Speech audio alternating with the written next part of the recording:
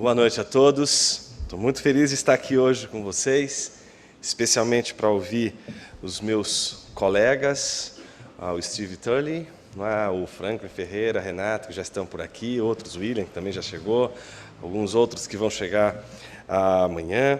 Enfim, é uma grande alegria estar aqui com todos e poder refletir sobre um tema que eu julgo ser extremamente relevante e é muito difícil de tratar em uma hora. Então, se vocês creem em milagre, vamos precisar de um hoje, agora. Eu pretendo falar sobre paideia cristã. Podia colocar educação cristã. Mas a ideia de falar da paideia cristã é justamente provocar a noção de uma conversa com a tradição grega no que diz respeito à formação do homem, ou formação cultural do homem público, do homem que não está centrado em si mesmo, mas que se constitui como um ser comunitário, que se faz não para consumir, mas para se doar. Esse é o homem público, o homem em declínio em nossos dias, mas o homem que a gente encontra muito presente ali, no contexto da Grécia Antiga e principalmente no contexto da grande tradição cristã. Eu pretendo fazer um breve panorama histórico-filosófico desse desenvolvimento da ideia de educação grega e mostrar ao mesmo tempo a sua influência na grande tradição cristã, o que a tradição cristã bebeu dessa tradição, e fazer, obviamente, uma provocação à aposta, à grande aposta da educação moderna. Então, eu queria começar, em primeiro lugar, com uma afirmação, um pressuposto que considero ser fundamental para a gente entender todo o nosso trajeto nessa noite.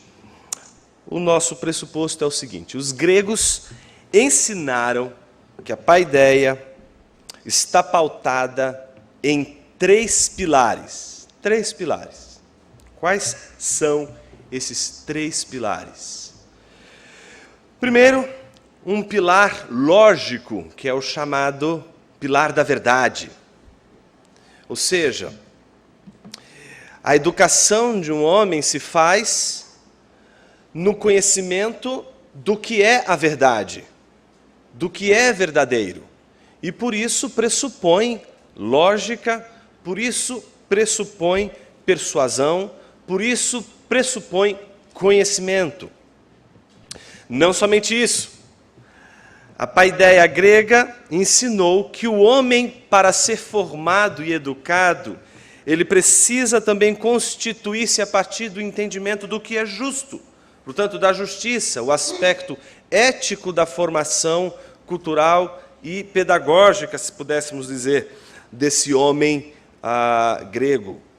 E, em terceiro lugar, o terceiro pilar, o pilar estético. Portanto, o entendimento do que é belo, o entendimento do que é ordeiro, o entendimento do que possui simetria.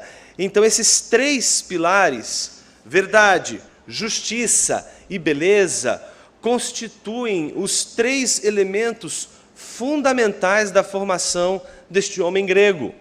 Então, um homem capaz de se doar para uma comunidade e de não viver como um animal voltado tão única e exclusivamente para si mesmo, é aquele que encontraria padrões de verdade, de justiça e de beleza. Sabe o que é verdadeiro, sabe o que é correto, o que é justo e sabe o que é belo.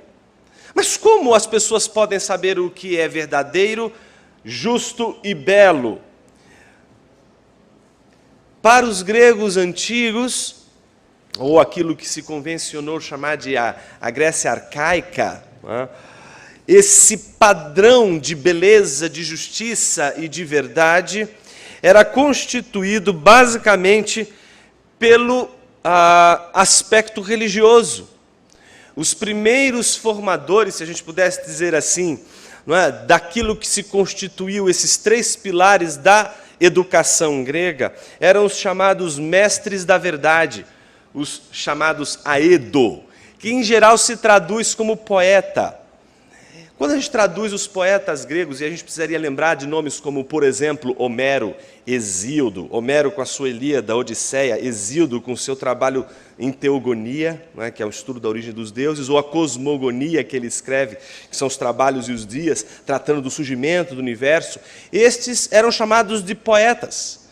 Poetas que a gente não pode confundir com aqueles que a gente entende ser hoje os poetas. Poetas porque eram chamados, inclusive, de aedo, justamente porque não se tratava apenas de uma construção literária, mas eles eram quase que sacerdotes, recebiam inspiração das musas, não é? Daí a ideia de que eles tinham acesso a conhecimentos que eles não poderiam ter por seus próprios recursos, e então eram conduzidos por essas musas, não é? Que em geral habitavam o Monte Helicon, que é o monte lá onde Zeus comunicava e dava as suas revelações a serem conhecidas por meio dessas musas, e se tornavam estes aedos os chamados mestres da verdade. Verdade, aqui é a palavra grega aletheia, né? Aletheia, tem o alfa privativo, que é o não, né? E o letheia, que é o letes, de esquecimento, né? O sujeito que perde a memória. Então, a aletheia, ou a verdade, é aquilo que não se esquece, aquilo que se recorda. E era a verdade que as musas visavam, de alguma forma, revelar aos poetas. Então, coisas como as origens do universo, de onde nós viemos, como tudo isso surgiu, de onde veio os deuses. Tudo isso era fruto da revelação dessas musas, que pediam para que os poetas bebessem de uma água, as águas de um rio chamado Léter, que é esquecimento, esqueciam de tudo o que sabiam até então, e logo em seguida bebiam as águas do rio Mnemosine, que é o rio da memória, que é o rio que...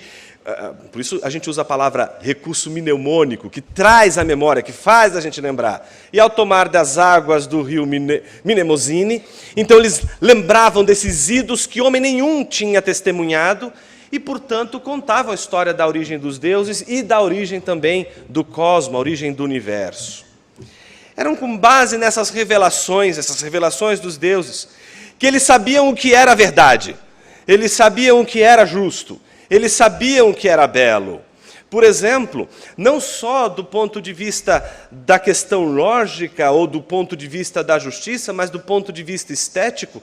Por exemplo, a dicotomia entre deuses, como, por exemplo, Apolo de um lado ou Dionísio do outro, que vai constituir aquilo que se chama a dicotomia apolínea e dionisíaca, o apolíneo, que é a representatividade de tudo aquilo que é ordeiro, de tudo aquilo que possui uma simetria, que possui ordem, e vai se contrapor ao dionisíaco, aquilo que é fora da ordem, aquilo que é caótico, aquilo que é sem medida, assimétrico, e que constitui, inclusive, aquilo que se chama cosmo, né? Os aedos entendiam que o cosmo era, na verdade, a ordenação do caos. Tudo que existe é caos, e essa ordenação do caos é aquilo que se tornou o que chamamos de cosmo. Daí a palavra cosmético. Cosmético é aquele tipo de produto que se usa para esconder o caos, não é isso? O cosmético é aquilo que justamente nos lembra a palavra cosmo, como sendo o ordenamento de um caos, aquilo que se ordena, aquilo que traz ordem. Então, toda a perspectiva também de ordem do que é belo no sentido de ordeiro, que tem simetria, que não é torto, que não é desregrado, vem representado pelas crenças também religiosas. Então, os 3 pilares, verdade, justiça, beleza, que são os padrões lógicos, éticos e estéticos, são todos eles fundamentados em crenças religiosas pautadas nesse trabalho que principalmente os poetas gregos desenvolveram. Mas, A educação grega não atingiria o seu ápice sem a participação fundamental de 3 nomes importantes da filosofia, que é Sócrates, Platão e Aristóteles. A chegada desses 3 filósofos no universo da Grécia Antiga muda todo o quadro. E como ninguém realiza nada da noite para o dia, mas sim, sempre é resultado de uma combinação de problemas que vão sendo resolvidos e criando novos outros problemas, se resolve ou se identifica, em geral, esse momento da formação do pensamento e da educação grega como sendo o momento das luzes dos gregos. Vai surgir, antes desses 3 grandes filósofos, aqueles que eram chamados de filósofos da natureza, o que hoje a gente chamaria de físicos, né? Dentre eles, 3 nomes são importantíssimos, a gente nunca pode perder eles de vista, que é Tales de Mileto, Anaxímenes e Anaximandro, né? Todos eles de Mileto. E Tales de Mileto, ele é curioso a história dele, e hoje é um dia interessante, uma vez que a gente tem um eclipse aí, né? Ele, em 585, anunciou que haveria um eclipse lunar. E então, muitos acharam que ele tinha ficado doido. Como assim? Só sacerdotes conseguem profetizar ou revelar coisas assim, não é de outra ordem. E então ele diz, não, vai acontecer esse eclipse. Então, quando acontece o eclipse, as pessoas dizem assim, puxa vida, mas espere, os gregos, como assim?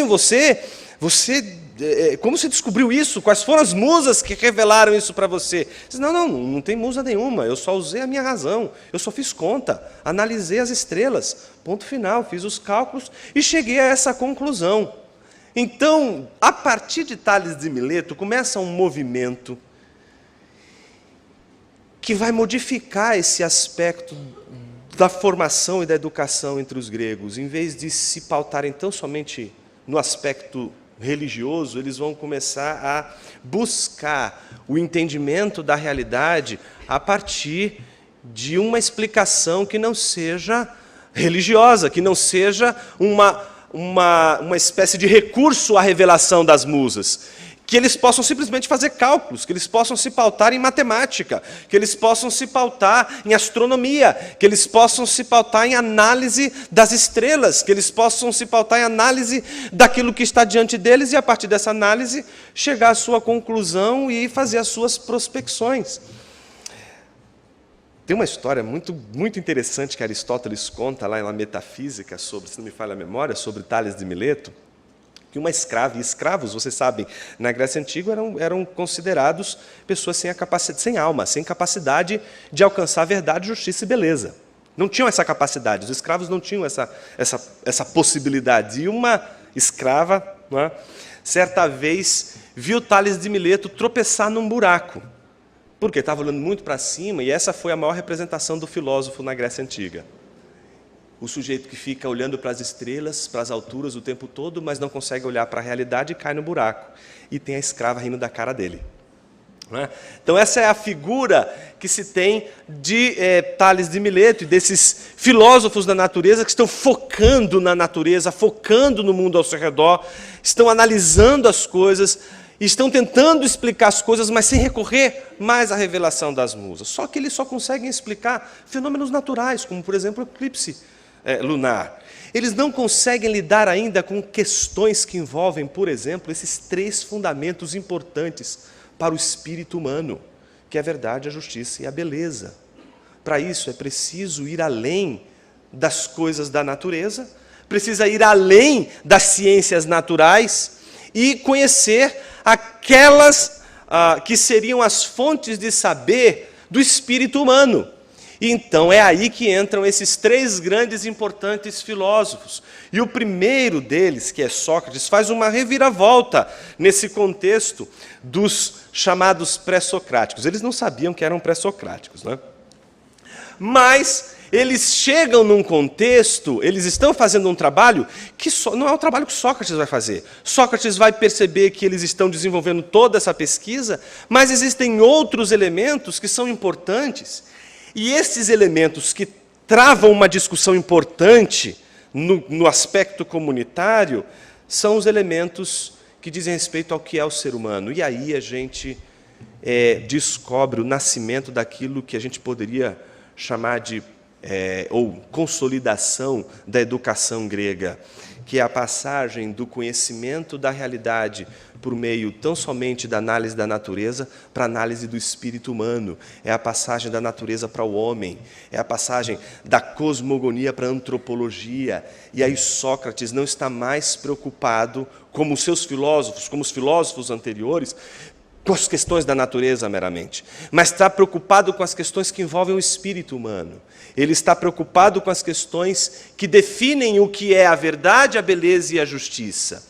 E é aqui que nós vamos ver todo um tratamento que vai envolver não somente Sócrates, mas vai envolver também Platão e Aristóteles, como filósofos que vão tentar dar uma resposta para esta pergunta: qual é o padrão, se não é a revelação dos deuses, para a gente determinar o que é belo, o que é justo e o que é verdadeiro?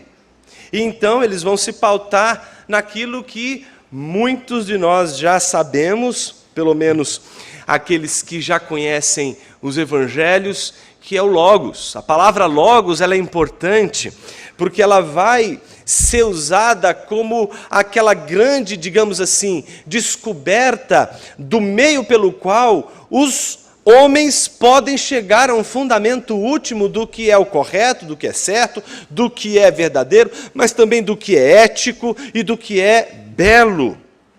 O Logos, então, vai encontrar ali a sua centralidade. Se distinguirá todo discurso religioso do discurso racional.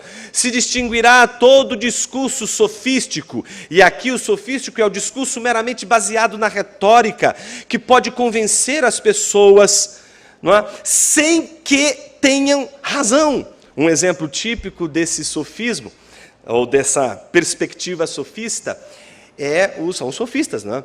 E um deles, talvez um dos mais importantes sofistas, é o chamado Górgias. Já ouviram falar em Górgias? Um bom nome para você dar para o seu filho, se você está procurando.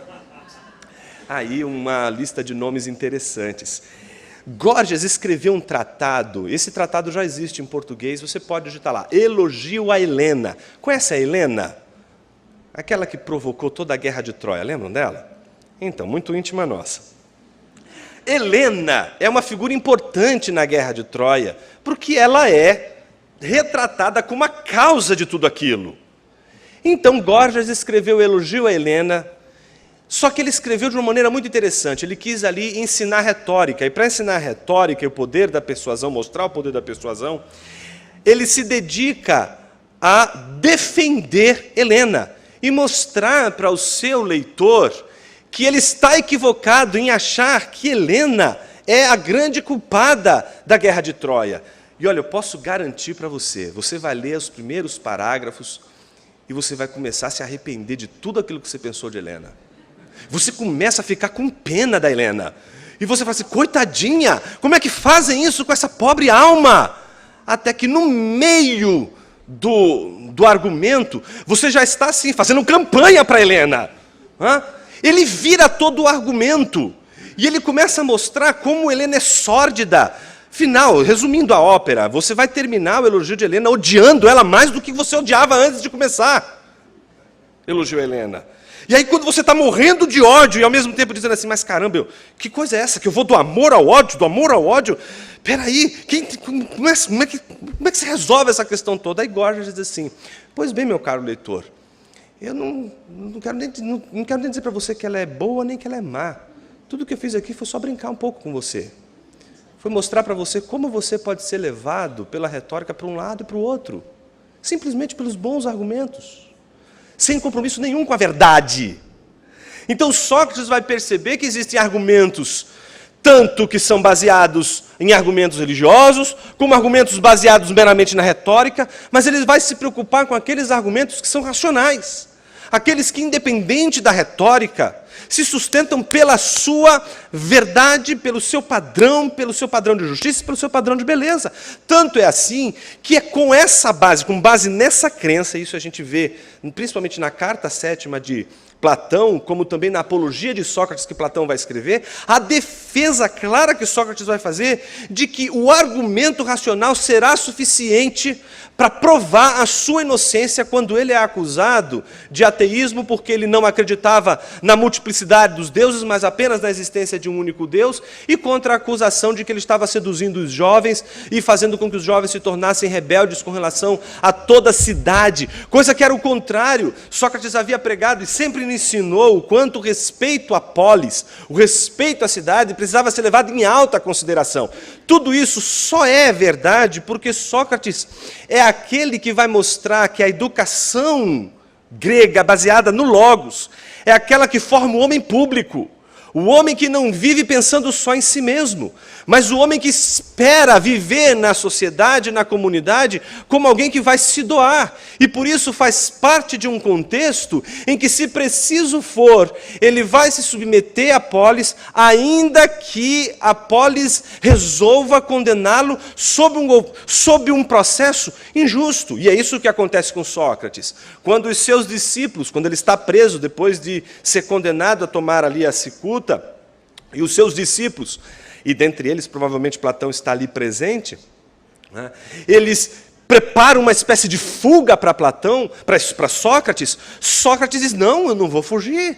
Se eu fugir, tudo o que eu ensinei sobre o compromisso de um homem com a esfera pública vai sair pelos dedos. A cidade é maior do que o indivíduo, um todo é maior do que a parte, e esse se tornou o maior ensino filosófico de Sócrates, que é herdado por Platão e por Aristóteles. Existe algo maior do que o homem.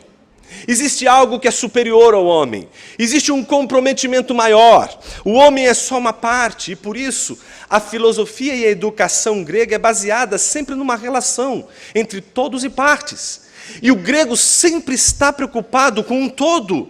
E ele sempre está preocupado com a parte em relação a esse todo. E o indivíduo, ele não é um todo. O indivíduo é uma parte. E como parte, está ligado a um todo, e esse todo é a cidade, esse todo é a comunidade. Se ele não respeitar a cidade, se ele não respeitar a comunidade, se ele não se submeter à comunidade como algo maior do que ele, portanto, estará traindo a sua própria formação cultural. Uma das teses importantes, que talvez identificaria essa mudança da análise da educação do homem pelo conhecimento da natureza para o conhecimento do homem, é a famosa frase, conhece-te a ti mesmo, que é o grande movimento que começa com Sócrates, perdura em Platão e, em certa medida, também em Aristóteles. A ideia de que a verdade, a ideia de que o padrão de justiça, a ideia de que o padrão de beleza já está no indivíduo. E está no indivíduo como um padrão elevado, como se todas as coisas que existem no mundo fossem apenas uma sombra daquilo que é muito maior do que as sombras, a ideia. E as ideias, portanto, elas seriam o todo do qual todas as partes que existem e que são sombras da realidade estariam ali ligadas. Então, o que seria o trabalho do homem educado? Conhecer o universal, conhecer o todo, para que ele pudesse nunca tomar a parte pelo todo, porque esse seria o grande erro de um homem. E isso é o que caracteriza, por exemplo, o estrangeiro. A crítica que Sócrates, que Platão, Aristóteles e a educação grega vai fazer do estrangeiro é exatamente essa. O estrangeiro não é educado. Por que o estrangeiro não é educado? Porque ele só vive nas sombras. Ele sempre toma parte pelo todo. E aí vocês devem lembrar daquele famoso episódio narrado nos diálogos de Platão, em especial o livro 7º da República de Platão, quando Platão vai tratar dessa relação do conhecimento com Glauco, interagindo com Sócrates, e Sócrates vai contar para Glauco como que o homem conhece a verdade, e vai contar ali aquele famoso mito, ou alegoria, a famosa alegoria da caverna. Lembram dessa alegoria? Todos eles estão presos, só conseguem olhar para o fundo da caverna, eles cresceram presos daquela forma, e tudo que eles enxergam são as sombras no fundo da caverna, que são projetadas por homens que atrás destes escravos e prisioneiros levam utensílios, e a luz que está atrás deles, projetando nesses utensílios, formam as sombras, como se fosse uma espécie de cinema, no fundo da caverna. Qual é o grande problema dos prisioneiros? Eles acham que a única realidade que existe são as sombras. Mas o que é interessante a gente não pode perder de vista, e isso faz a diferença entre, por exemplo, uma teoria das ideias na antiguidade e a teoria das ideias modernas. Por exemplo, Platão nunca disse que as sombras não existiam. Platão nunca disse que as sombras não deveriam ser consideradas. O que sempre Platão criticou, e criticou simplesmente por causa desse movimento que já está presente em Sócrates, é você tomar a sombra como a única expressão da realidade. Você simplesmente tomar uma parte de algo como sendo todo. Então, o que seria o grande educador, senão aquele capaz de fazer com que homens que tomam as sombras pela realidade não tomem mais as sombras, mas olhem as coisas mesmas, observem a realidade, que é muito maior do que as coisas que são partes dessa realidade. Daí o conhecimento e a educação grega começa a se solidificar como um processo de dor. Se você lembra lá da alegoria da caverna, começa-se exatamente, e essa imagem é muito importante, porque ela é que vai mostrar a diferença entre a teoria do conhecimento da paideia grega para a paideia cristã. Se você lembra da história que Sócrates conta lá no livro 7º, Sócrates conta para Glauco exatamente o seguinte: o prisioneiro se libertou. Sócrates não fala de alguém que chegou lá e livrou o prisioneiro. Ele está preso o tempo todo, mas de repente ele está livre. E eu acabei de quebrar um jarro. Mas fiquem tranquilos, porque isso é só uma sombra. É só uma parte da realidade. Não é real isso aqui. Eu vou até tomar uma água. E essa aqui, tomara que seja real.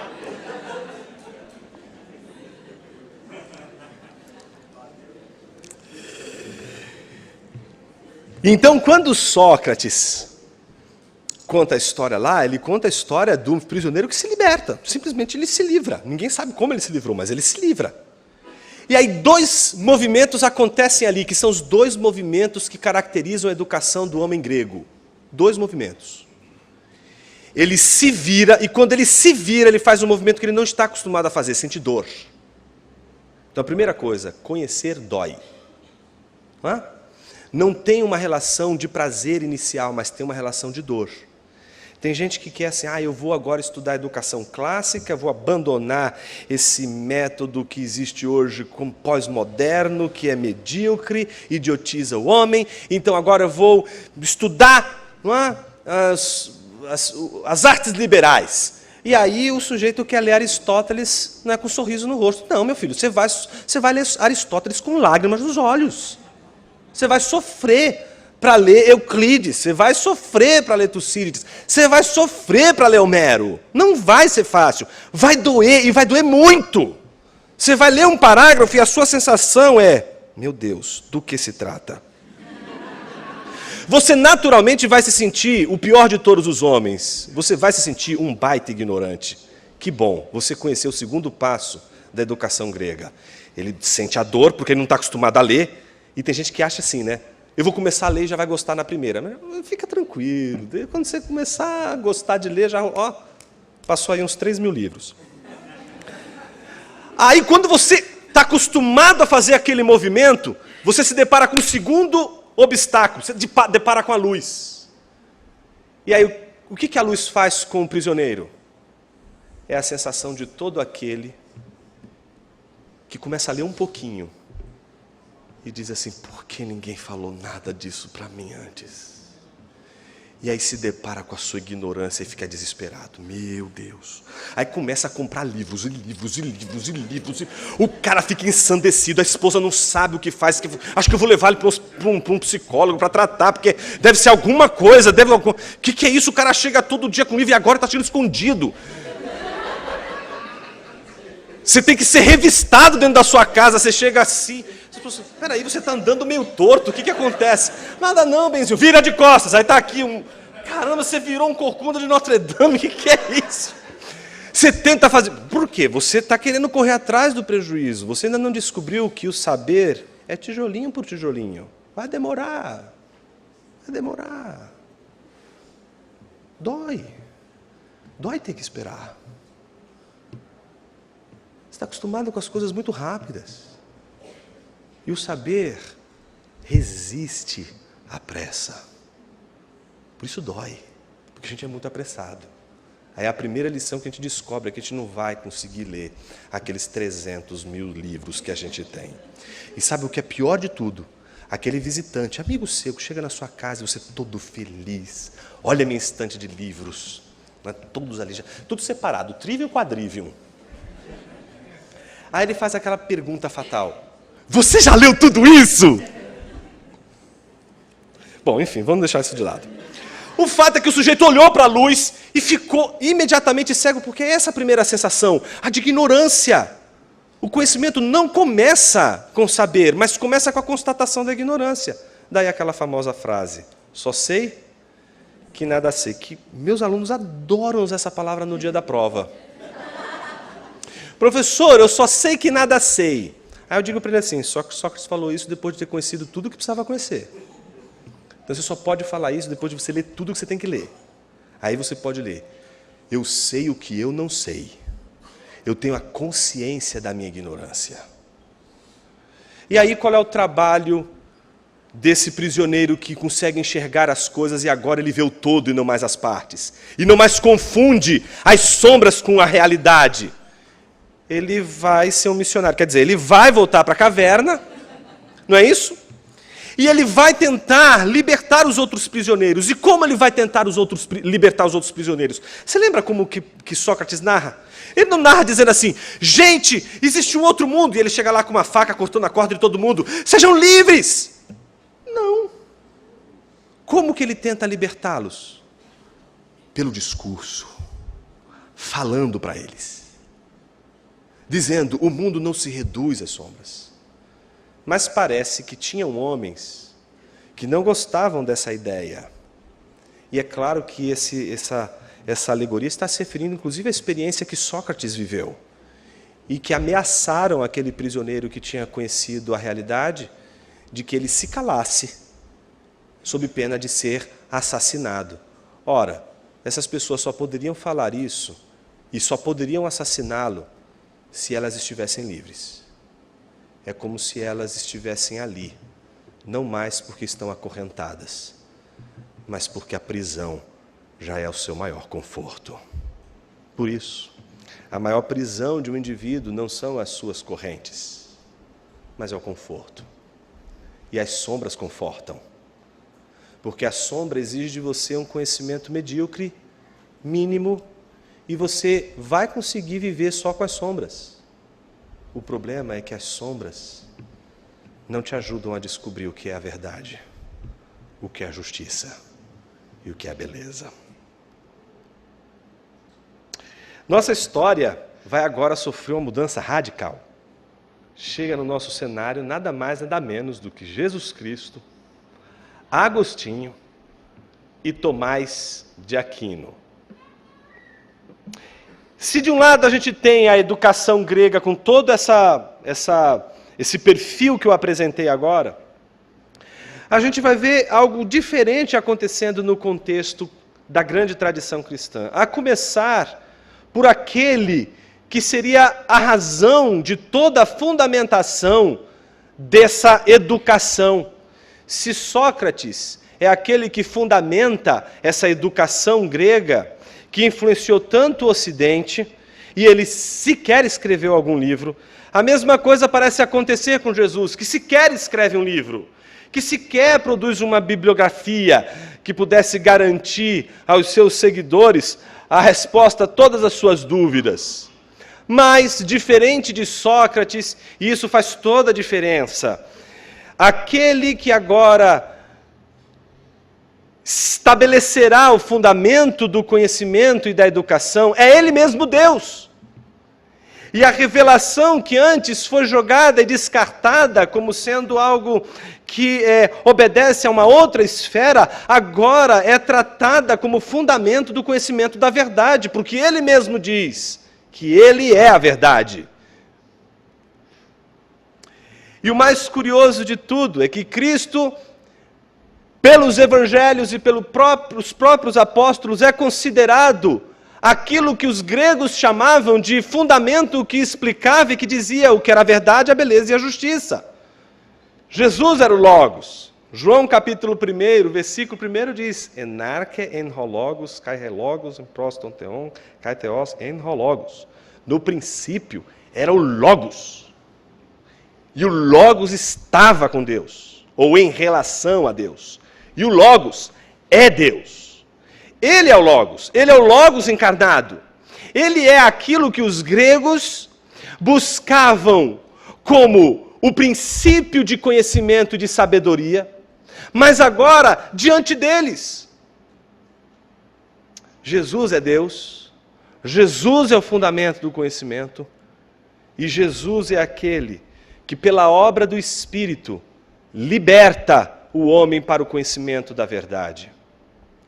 E é por isso que Agostinho se torna uma figura tão importante. Agostinho se torna importante porque ele vai ser aquele que vai lembrar que Sócrates tinha razão. Conhece-te a ti mesmo. O problema é que Agostinho, principalmente nas Confissões, o livro 10, um livro que você não pode passar dessa vida para outra sem ler, sob pena de ser punido por verdugos por toda a eternidade. Se você não sabe o que é um verdugo, estude o papel dos verdugos no século XII. E principalmente as armas que eles usavam para torturar. E aí você vai ler rapidinho o livro 10 das Confissões. Agostinho dizia que o homem só pode conhecer a si mesmo se antes ele conhecer a Deus. Conheça a Deus e você conhecerá quem você é. Então Agostinho vai, na esfera de toda a influência que ele vai receber de Platão, receber o platonismo, receber essa influência de Sócrates, mas ele não vai receber essa influência de Sócrates e de Platão sem submeter toda essa leitura que ele vai fazer de Platão, essa leitura dessa herança platônica, sem submeter a palavra de Deus e sem modificar a luz da revelação bíblica. E a mesma coisa vai acontecer com Tomás de Aquino no século XIII. Tomás de Aquino também vai receber, só que em vez de Platão, vai receber Aristóteles. Mas não vai deixar que Aristóteles fale grego, mas o seu Aristóteles vai falar latim. O seu Aristóteles vai ser um Aristóteles bíblico. O seu Aristóteles vai ser modificado e vai ser recebido a fim de alguma forma, ser compatível com toda a tradição e pensamento cristão. E aí você me pergunta, Jonas, de onde vem esse ímpeto que está em Agostinho e está em Tomás de Aquino, de tentar não jogar tudo que se recebeu dos gregos fora, mas receber, mas não só receber acriticamente, mas receber de forma redentiva. Antes de Agostinho, já ouviu falar nos pais capadócios? Tem um pai muito importante, chamado Basílio de Cesareia. E tem um livro que você não pode passar dessa vida para outra sem ler. Já está em português. Quem aqui já leu Carta aos Jovens sobre a Utilidade da Literatura Pagã? É para ler hoje, à noite. Esse livro foi escrito no século IV, por Basílio, e ele escreveu esse texto porque ele era muito amado pelos jovens da igreja. Muito amado pelos jovens da igreja. E ele escreveu esse livro porque ele estava preocupado com a educação desses jovens. Porque alguns jovens tinham decidido não saber nada a não ser a cruz de Cristo Jesus. Você já ouviu esses jovens nos dias de hoje? Que usam esse texto para dizer, não quero ler nada. Nada de ciência, nada de lógica, nada de biologia, nada. Só quero saber de Jesus. Eu quero é Deus. Ele tinha uns jovens assim. que desprezavam o saber e que usavam Tertuliano exatamente para isso. O que tem a ver Atenas com Jerusalém? O que tem a ver Sócrates com Jesus? O que tem a ver Grécia com Jerusalém? Nada a ver. E então Basílio, preocupado com esses jovens, escreve uma carta com conselhos para ele. Essa carta começa assim: minhas crianças queridas, bons motivos me encorajam para dar-vos conselhos que creio serem sábios e asseguro, serão úteis àqueles que acolherem. Porque ninguém está mais perto de vocês do que eu. Um pastor desse, hein? Que coisa impressionante. Tenho para convosco uma afeição verdadeiramente paternal, mas estou preocupado. Se receberdes meus conselhos com entusiasmo, sabeis que estareis entre os que Hesíodo colocou com louvor como detentores do segundo importante mérito dos sábios.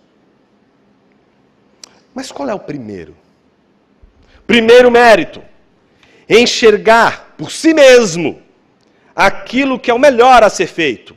Em outras palavras, não deixe que os outros leiam por você. Não deixem que os outros conheçam por você. Não deixem que os outros aprendam no seu lugar. Não deixem que os outros usufruam da literatura, do conhecimento e da sabedoria no seu lugar. Você mesmo deve ler. Você deve usufruir. Você deve ter prazer nessa literatura. O segundo mérito é poder seguir os conselhos sábeis, úteis que alguém lhe dá. E eu quero lhes dar um conselho. E aí ele vai dar o conselho. O conselho dele é o seguinte. Eu vou dar um salto aqui para uma parte mais importante, porque eu termino com ela. Devemos estudar os autores profanos, que louvam a virtude e condenam o vício, que louvam a verdade, que louvam a justiça, que louvam a beleza. Das flores, nos contentamos em apreciar suas cores e sentir seu perfume. No entanto, as abelhas delas extraem a substância para produzir o mel. Do mesmo modo, aqueles que nas suas leituras não procuram unicamente o prazer, poderão extrair coisas muito úteis para o espírito. Enfim, devemos imitar as abelhas, é o discipulado da abelha, que não voam indiscriminadamente sobre todos os tipos de flores, ou seja, eles não vão ler todos os livros. Então, que você seja um leitor voraz, mas cuidado com o alquimista. Devemos imitar as abelhas, que escolhem somente as flores mais aptas para lhes fornecer aquilo que é útil ao seu trabalho, abandonando o resto inútil.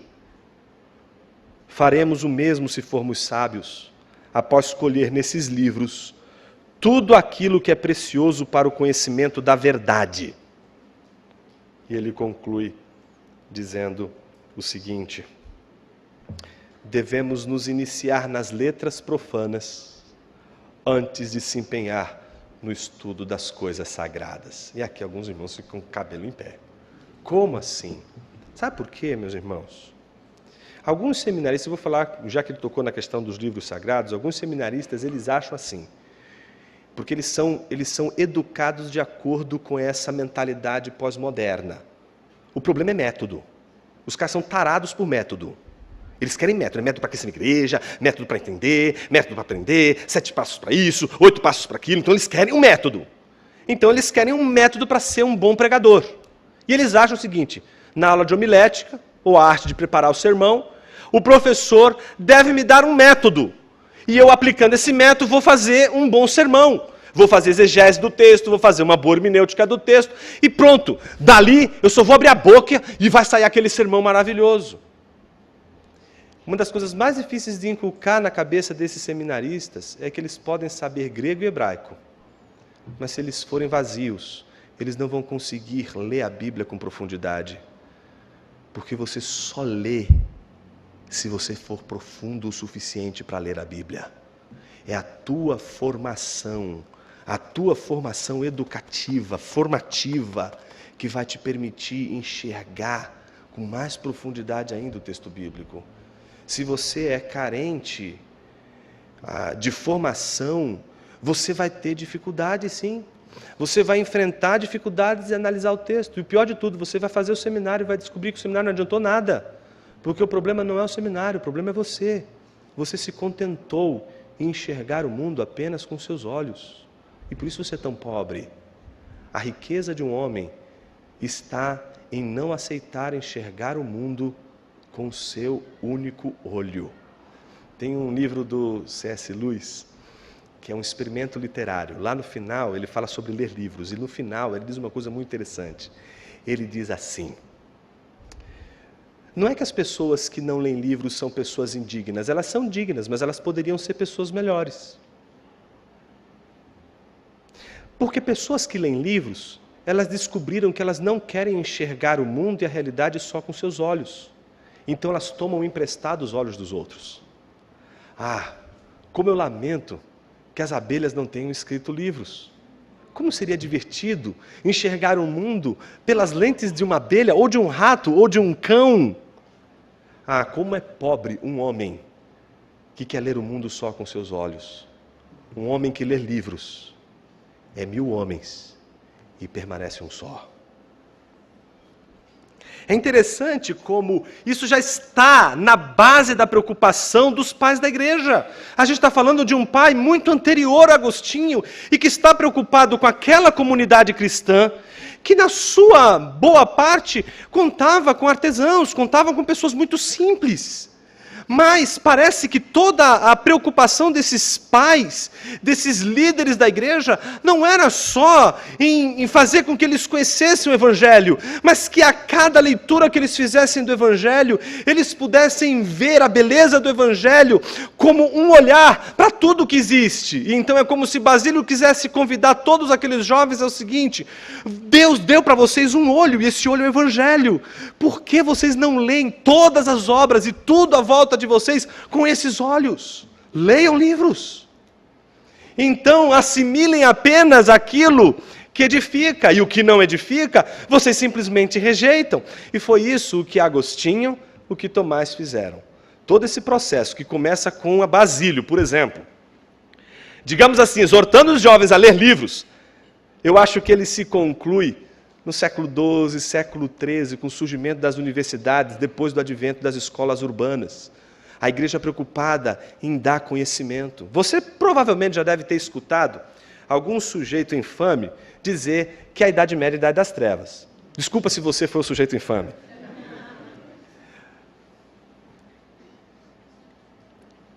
Mas a Idade das Trevas, quando você diz que a Idade Média é a Idade das Trevas, você usou os olhos de uma outra pessoa que enxergou a Idade Média como a Idade das Trevas. Em geral, essa pessoa diz que a Idade das Trevas, e o primeiro exemplo que ela dá é o da Inquisição. Morreu muita gente. Aí você tem que lembrar o seguinte: então a Idade das Trevas continuou, não? Porque o que foi na Segunda Guerra, se não uma Inquisição? Quem é a Idade das Trevas?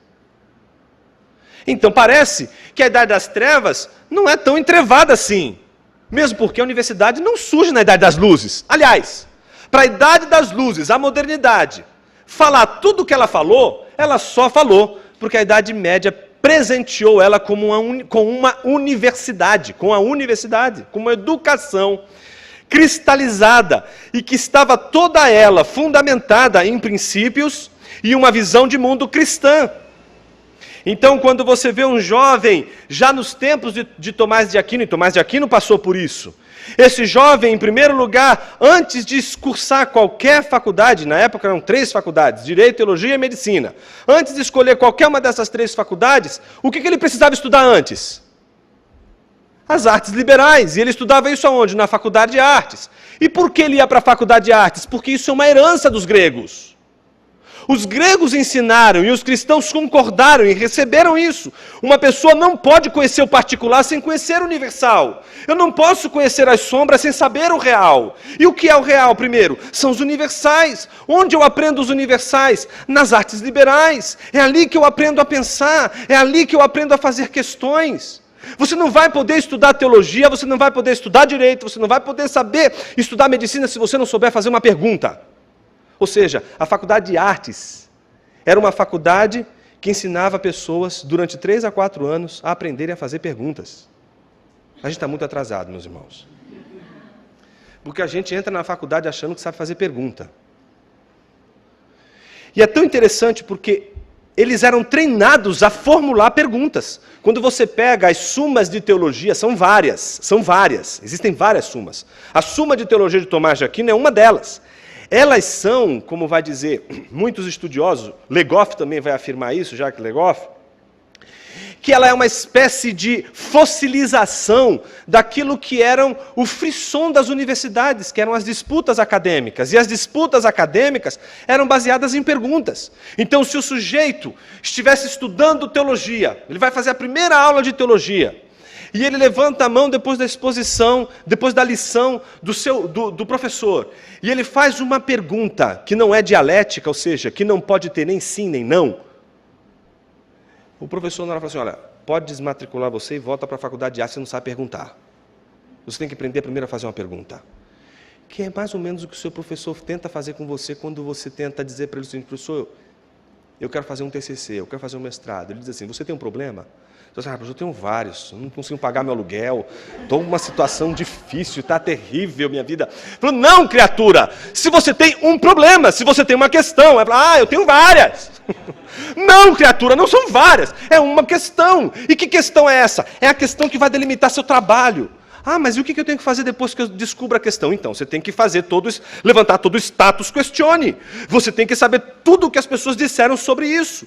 E aí você vai descobrir que umas pessoas vão dizer sim, e outras pessoas vão dizer não. Umas vão ser favoráveis, outras vão ser contrárias. Se você não fizer uma pergunta correta, as pessoas não vão poder dizer sim, nem não.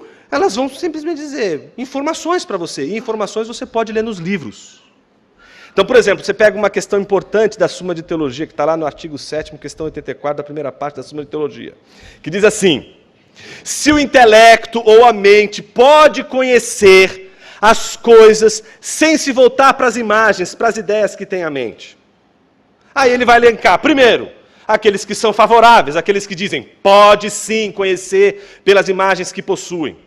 Então ele faz o levantamento de todos aqueles que defendem. Aí, em seguida, o que ele faz? Ele precisa dominar as autoridades. O que são as autoridades? São os textos mais profundos sobre aquele assunto. E aí ele cita, em geral, a Escritura, em geral, Aristóteles, em geral, qualquer outro filósofo ou pensador importante que faz parte da bibliografia universitária. E aí, com base naquilo, ele vai dizer, segundo a autoridade tal, e essa autoridade, em geral, diz o contrário de tudo aquilo que foi dito e que é, em geral, a posição que ele vai defender. Aí, depois de apresentar uma autoridade que defende o pensamento dele, ele apresenta o pensamento dele baseado nessa autoridade. E aí termina o seu trabalho refutando todos os demais que foram apresentados anteriormente. É isso que um professor espera de uma dissertação de mestrado, de uma monografia. É isso que ele espera. Isso é resultado desse trabalho universitário, que começa exatamente na Idade Média, nesse contexto medieval, onde pensadores como Tomás de Aquino foram formados.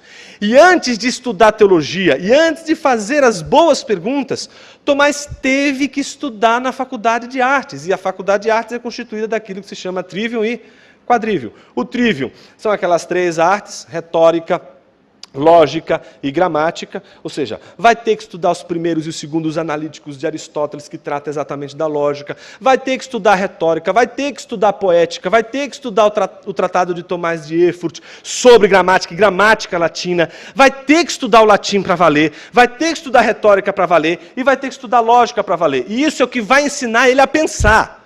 Aí ele vai fazer também um quadrívio, que é a aplicação desses pensamentos. Vai estudar geometria, vai estudar aritmética, vai estudar astronomia e vai estudar música. Na geometria vai estudar Euclides. Na astronomia vai estudar o Almagesto de Ptolomeu, que tinha sido recentemente traduzido e que veio pelos árabes. Vai estudar música, com o tratado de Thomas de Erfurt. Vai estudar todos esses autores, todos esses pensamentos, para que ele possa cada vez mais ter habilidade para pensar corretamente. Sabe quem fez a faculdade de artes antes de estudar teologia? Um monge alemão chamado Martinho Lutero. A história de Martinho Lutero é interessante, porque se você parar para pensar, a educação clássica que Lutero recebe e que é a herança dessa recepção que os cristãos fazem do pensamento grego, ela se deixa ver nas próprias obras que Lutero desenvolveu. Lutero, você acha que veio, de onde você acha que veio a aptidão de Lutero para tocar um instrumento musical e para compor músicas e comprou talvez aquele que seja o primeiro inário da Reforma Protestante? Porque ele estudou música e estudava teoria musical lá na Faculdade de Artes. De onde você acha que veio aquela ideia de publicar 95 teses? Depois de ter publicado um mês e meio antes 97 teses contra a escolástica. Primeiro descobrindo que 95 teses e 97 teses não existe. Lutero não chamou essas 95 teses de 95 teses. 95 teses, o nome dela é Disputatio pro declaratione pro indulgentiarum. Ou seja, uma disputa em favor da questão que envolve as indulgências. É uma disputa, é o frisson da universidade. Está trabalhando lógica, está trabalhando argumentação. Você sabe que a gente tem, por exemplo, no português, uma obra fundante da nossa língua portuguesa, que é Camões. E assim como você tem no inglês Shakespeare, como você tem no espanhol Cervantes, você tem no alemão, não é Goethe, você tem Lutero, com a Bíblia. A Bíblia se tornou o padrão de formação da língua alemã.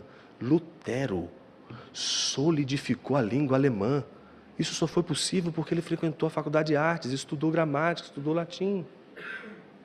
Ou seja, muitos benefícios, e talvez a gente vai ver isso em outras ocasiões, da reforma, é fruto desse encontro, dessa herança clássica com a recepção dos cristãos. Bom, para encurtar a história, porque a gente já tem aí pelo menos só mais 5 minutos, nossa situação é difícil hoje. Então, qual é a aposta, depois de ver tudo isso que a gente viu agora, qual é a aposta do homem ou da educação moderna? Qual é a aposta da educação moderna? É muito simples, eu até desenhei aqui. É muito simples entender como hoje se forma um homem, não é? E que se pensa em preparar esse homem. Então, como que se faz? Primeiro, ele vai estudar lá, não é? Vai ter o ensino médio, vai ter o ensino fundamental, o ensino médio.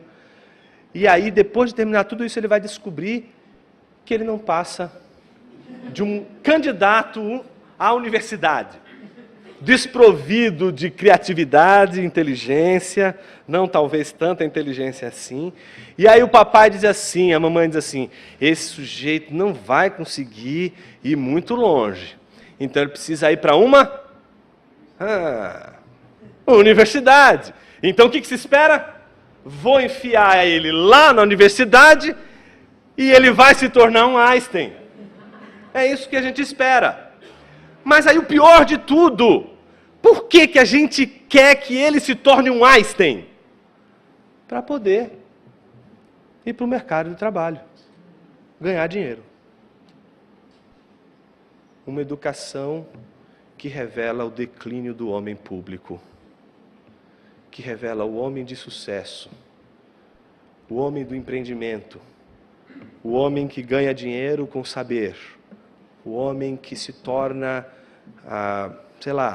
um empreendedor incrível, porque teve uma grande sacada, enquanto estava todo mundo focando lá no oceano todo sangrento, ele encontrou o oceano azul. Trouxe ali, com um planejamento estratégico, uma nova visão dos negócios.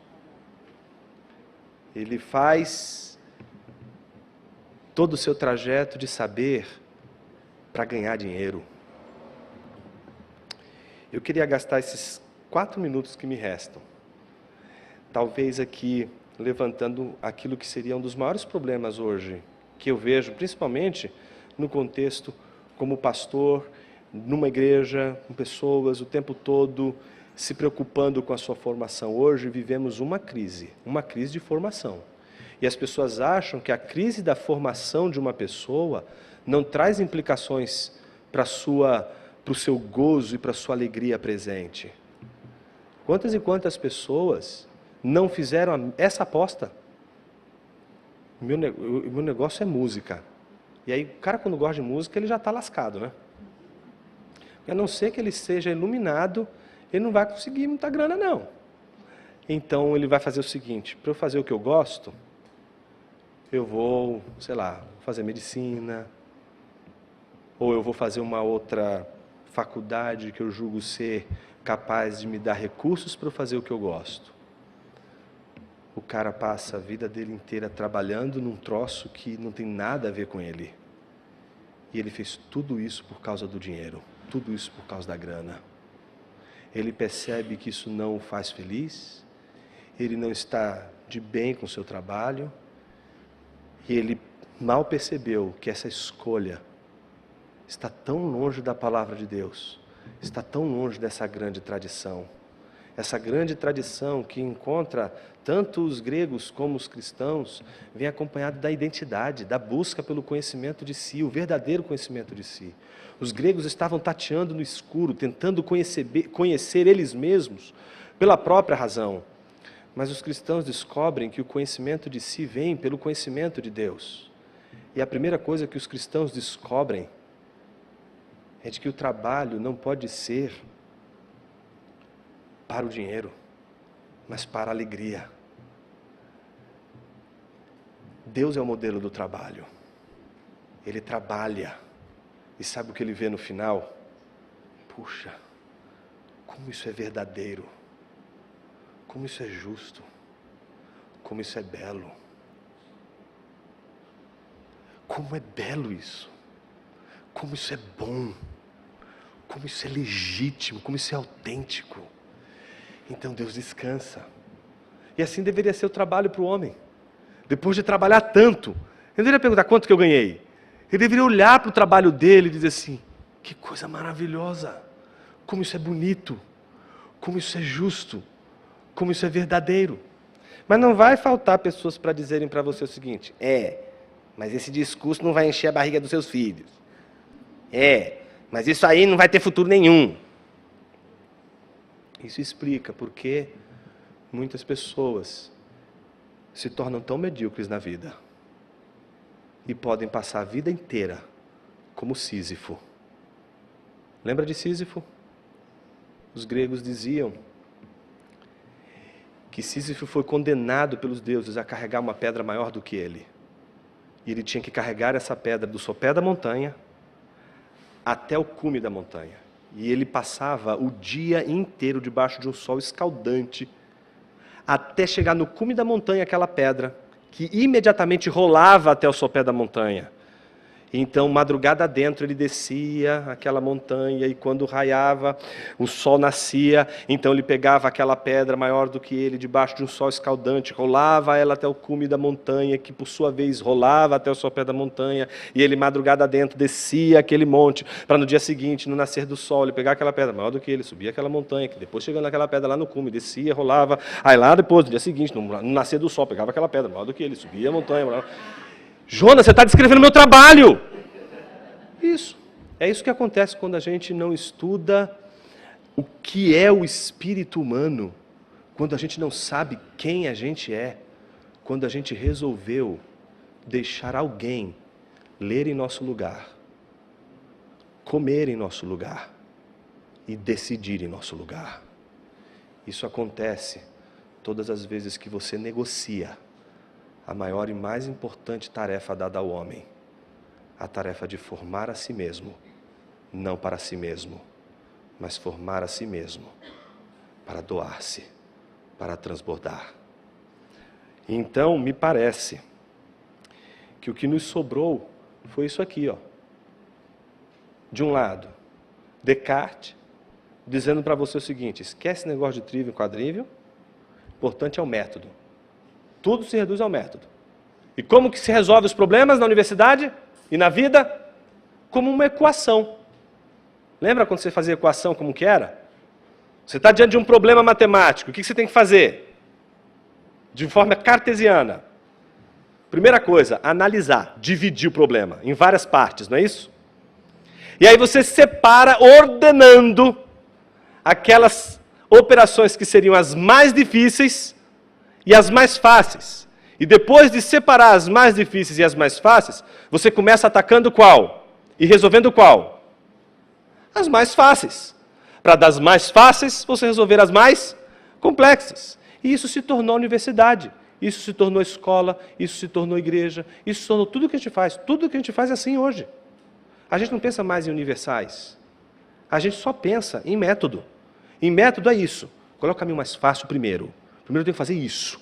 Aí depois eu faço aquilo e ponto final. Ninguém se preocupa mais com o objeto. Ninguém mais quer conhecer as coisas. As pessoas só querem método, método e método. Não bastasse isso, herdamos de Immanuel Kant uma espécie de cientificismo, que é uma expulsão de Deus do cenário. Deus não pode mais falar na universidade. E então é como se não nos interessasse mais o conhecimento universal, não nos interessasse mais o todo. É como se nos interessasse apenas as sombras. O que importa é o conhecimento dos fatos. Isso é o positivismo. O positivismo é a redução de todo o olhar para as sombras. Eu só enxergo as sombras, só posso conhecer as sombras, e tudo aquilo que não for as sombras não me interessa porque eu não posso conhecer. Então o sujeito simplesmente abandona aquela ideia de conspiração do mundo, de que existe por detrás de tudo aquilo que a gente vê algo muito maior. E o que o homem perdeu com Kant, o que o homem perdeu com a modernidade? Encantamento. Aquele encantamento que desde os filósofos gregos e que atravessa também os teólogos e filósofos cristãos, que é o espanto diante de algo tão extraordinário, de algo maior, se perde. Porque o homem não quer mais se espantar. O homem simplesmente quer ter tudo controlado, conhecimento controlado. Ele não quer lidar com algo maior do que ele mesmo. Para ele, a única coisa que vale é o conhecimento dos fatos, aquilo que ele vê, aquilo que ele percebe. O que ele não vê, simplesmente não vale. Certa vez uma professora estava dando uma aula dessas kantianas aí, dizendo exatamente o seguinte: olha, você não pode acreditar em nada que não tenha cores. Você só pode acreditar que existe aquilo que tem cor, aquilo que você vê, aquilo que você enxerga com seus olhos. Não enxergou, não existe. Está vendo aquelas árvores ali? Vocês estão vendo ela? Estamos, professora. Então, elas existem. E o menino levantou: professora, não vejo o seu cérebro. Às vezes, a gente é treinado a olhar o universo à nossa volta assim, só acreditando nas coisas que a gente enxerga, como se no mundo não existisse algo que fosse maior do que tudo aquilo que a gente enxerga. E por último, nos sobra o enfant terrible, Friedrich Nietzsche, que nos entregou o legado daquilo que seria a educação moderna e contemporânea, o niilismo. Hoje a faculdade, sabe o que ela faz com você? Ela te faz ser alguém que, através dos métodos e da análise dos fatos, você se preocupe apenas com a causa. E causa no grego não é logos, causa no grego é aitia. Falta na universidade a preocupação com o sentido, com o significado da vida, com logos. Por isso a universidade hoje, ela consegue estudar, sei lá, o porquê a porca daquele parafuso girou, mas não consegue se preocupar com universais. Por isso que você vai ver hoje na universidade, o professor sempre orientando os seus alunos, né, a delimitar, divide. Você não consegue mais trabalhar todos. Você não pode mais trabalhar temas amplos. Não, lhe é proibido. Você só pode trabalhar coisas pequenas. Você tem que se encantar com as sombras, e somente com as sombras. É a maldição do especialista. Você tem que só saber uma coisinha e saber muito bem essa coisinha. Essa é a nossa educação. É isso que estão entregando para os nossos filhos.